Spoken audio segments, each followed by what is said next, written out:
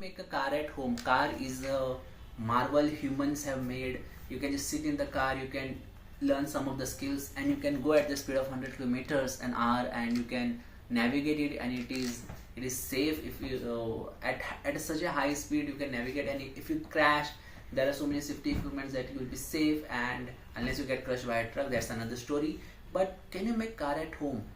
And for that matter, can you make any machines at home by yourself? And the short answer is yes. And perhaps you, as a student of other subjects other than science, you are not curious enough how things work, but it is a great exercise, thought exercise, to think how you can make any machines at home with your own knowledge, and then just go on Google and find out how actually it is made, and see the gap. And it's quite interesting. It will make your nerves go crazy, and it will be a mental stimulant for you, and that's a good exercise. So let's do the exercise ourselves. Can you make a car at home? For a car, there are two components. There is the way car works and the outer component. So we can remove all the fancy things. We just want a functional thing, but we need to define first what is a car.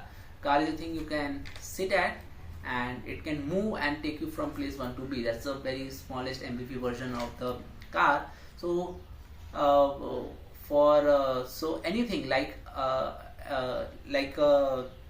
chair can be a car if it has. We can put small wheels. Like take any chair, just put 4 wheels, and you have a very basic version of the car, but you're pedaling it by your force, human force. But it is a sort of very small version of a car, okay? But I want to go at a higher speed, and I want to navigate and control it. How can I do it? And I need a brake.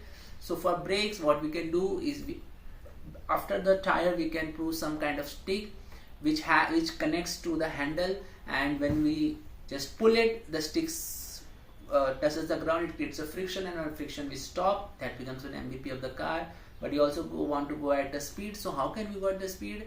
We can propel something behind the vehicles so that it speeds without our human power, and we can have a makeshift of that by putting like you can even put it can be a very silly thing, but you can even put Coca-Cola, and you can Mentos, and it will propel you.